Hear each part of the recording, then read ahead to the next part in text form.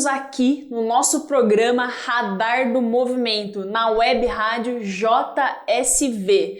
E como todos já sabem, ainda estamos enfrentando a pandemia, muita gente de quarentena. E hoje eu vou trazer um tema bem interessante, porque todo mundo fala, vamos treinar online, tem que fazer treino online, e tem um público que talvez não seja um público que tenha tanto acesso a esse mundo digital, que são os nossos idosos. Né? Fica aquela curiosidade, como que os nossos idosos estão se movimentando agora, nesse momento, e como que é o exercício, como que é o treinamento para esse público. Então, eu trouxe um professor que tem total autonomia para falar nessa temática, tem vários alunos de personais que são idosos, que é o professor Júlio Rossi. Tudo bem, professor? Tudo ótimo, Mel. Obrigado pelo convite. Eu que agradeço a disponibilidade de tempo de estar aqui com a gente. Muito obrigado. É um assunto bem bacana, né? Bem discutido aí, ainda mais pelo atual momento que a gente está vivendo. Então, é super interessante a gente estar debatendo esse assunto aí, como tratar e como esse público pode se movimentar diante do atual momento que a gente está. Fala um pouquinho para a galera, quais são as suas atuações, sua formação? Bom, vamos lá. Sou formado aqui na Universidade de Taubaté, né? Me formei em 2014.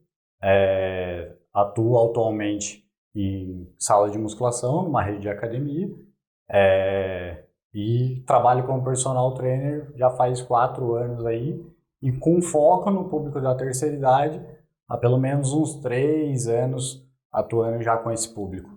Eu fico pensando bastante, né? Os profissionais de educação física, será que um dia vai chegar esse momento de que de existir mesmo especialidade? É uma coisa que eu tenho batido na tecla, porque os médicos têm os clínicos gerais e os professores, né? Será que uma hora vai chegar professor que atua só com gestante, professor que atua só com idoso? E é diferente. Cada público tem, assim, uma diferença na forma de atuar e de aplicar exercício, né? Então fala um pouquinho pra gente, Júlio, assim, quais são as características, né, do treinamento para esse público da terceira idade?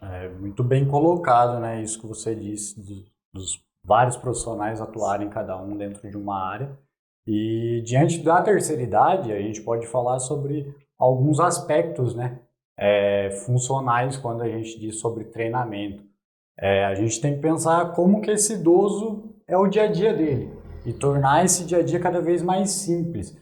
Então a gente parte através de princípios de atividades básicas da vida diária dele.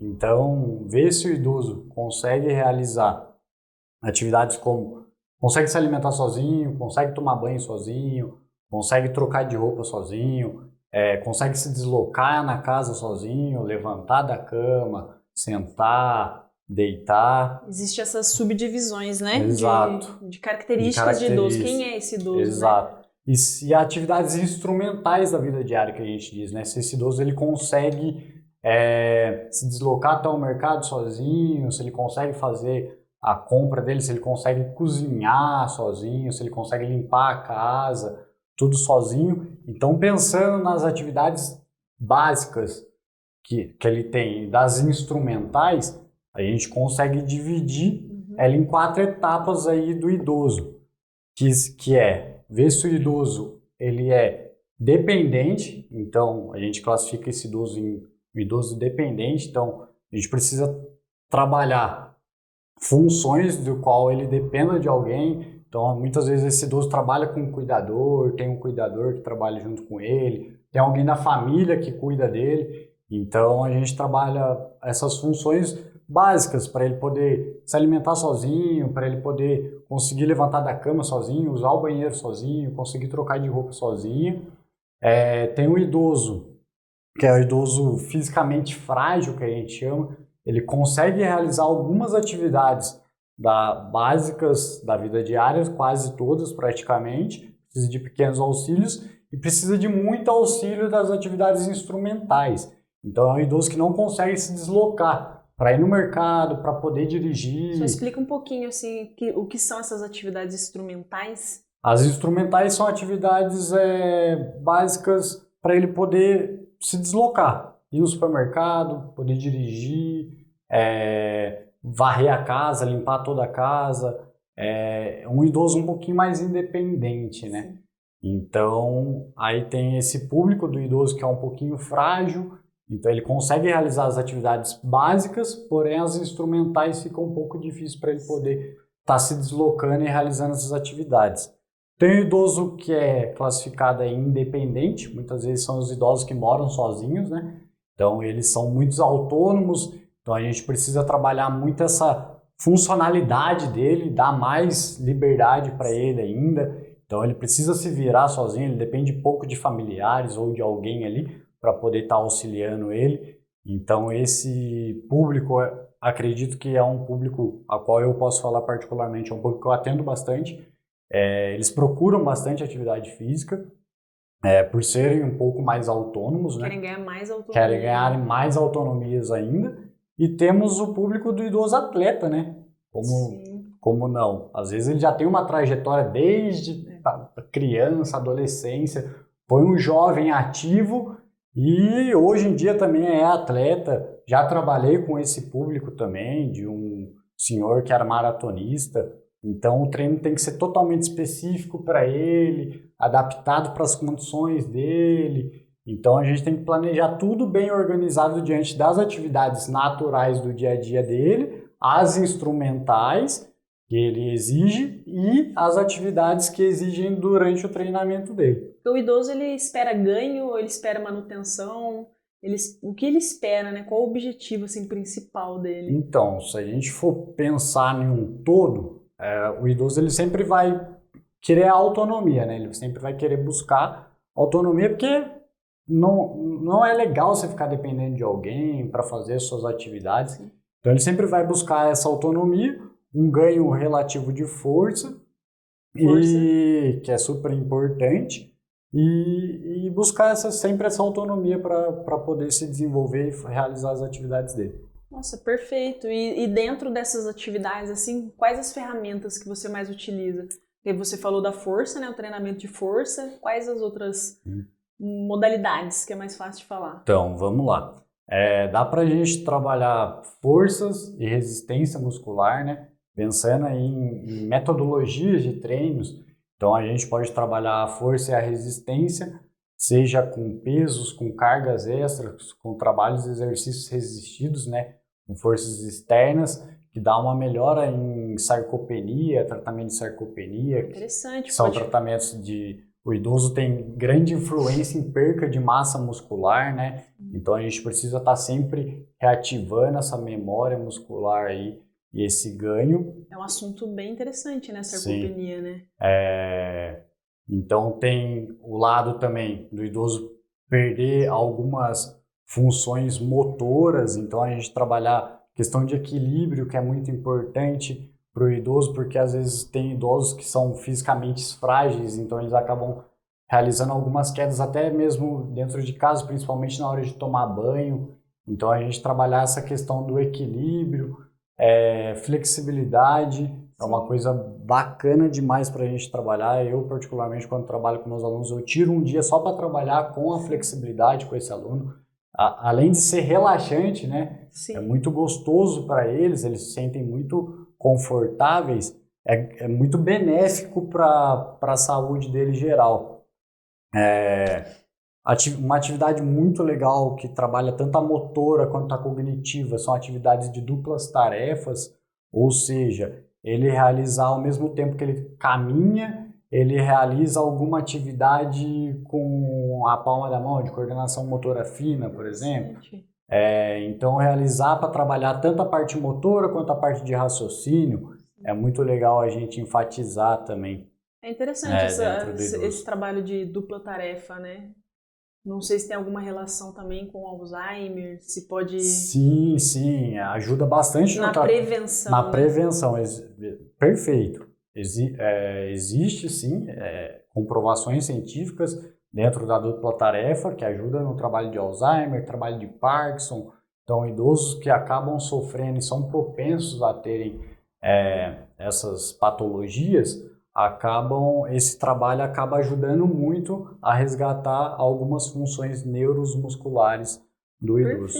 Perfeito, Júlio. Dá um exemplo assim para a galera entender, né, a dupla tarefa, porque é interessante falar sobre isso, né? Porque o idoso, ele tem, assim, uma preocupação física, mas também cognitiva. É fato, você não é só o corpo, você é corpo e mente.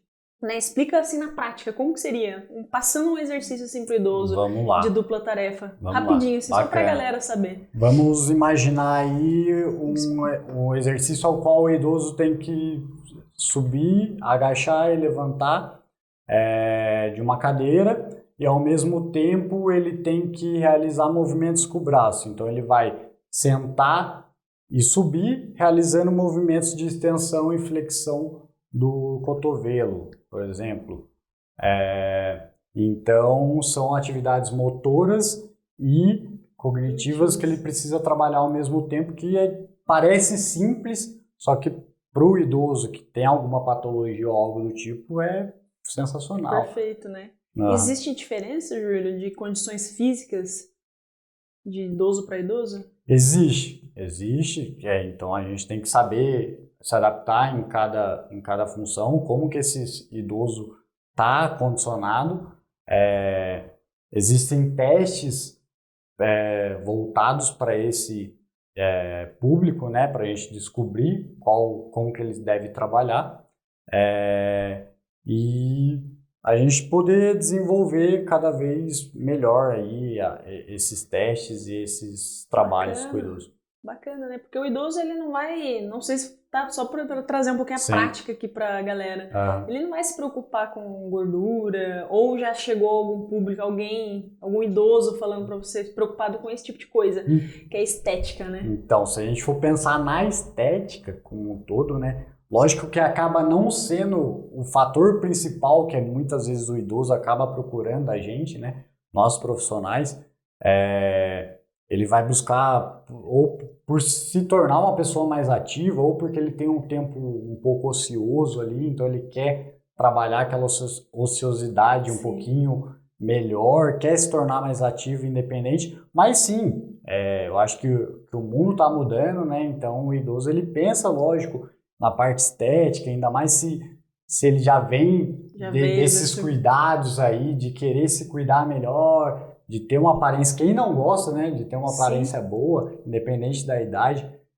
Então tem idoso que, eu trabalho com idosos que tem tratamento tanto de nutricionista juntos com o meu trabalho de educador físico, é muito legal.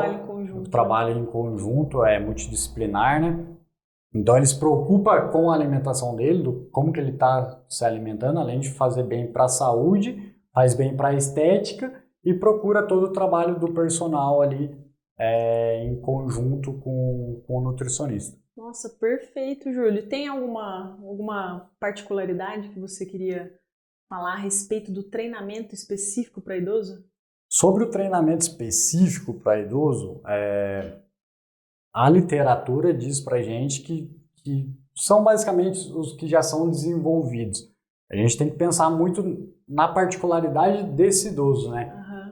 Pensar quais são as necessidades dele.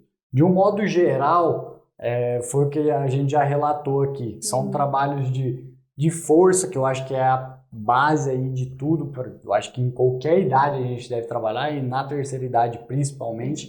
Esse trabalho de força, de resistência muscular, trabalhos de equilíbrio são de grande importância, porque com a longevidade, né, da vida aí, a gente vai perdendo um pouquinho de noção espacial, de como se manter aí. Então, exercício de equilíbrios, que às vezes tem mudança, um simples degrau já fica um empecilho às vezes para algum idoso. Então, a gente trabalhar esses movimentos, movimentos de subir, de descer, movimentos de direita e esquerda, de deslocamento, frente e trás, sentar e levantar, movimentos de grandes amplitudes de movimentos, né? A gente trabalhar muito a mobilidade articular, muita articulação, porque a articulação ela tem um líquido ali, né? Como se fosse o olhinho que a gente solta ali, que é o líquido sinovial, que é o nome propriamente dito, anatômico aí, cientificamente dito,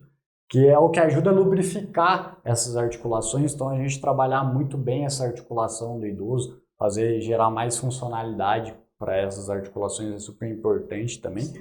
E Porque o é idoso isso. ele já vem com várias patologias também. Né? Sim. Dificilmente vai chegar um idoso sem nenhuma patologia, né?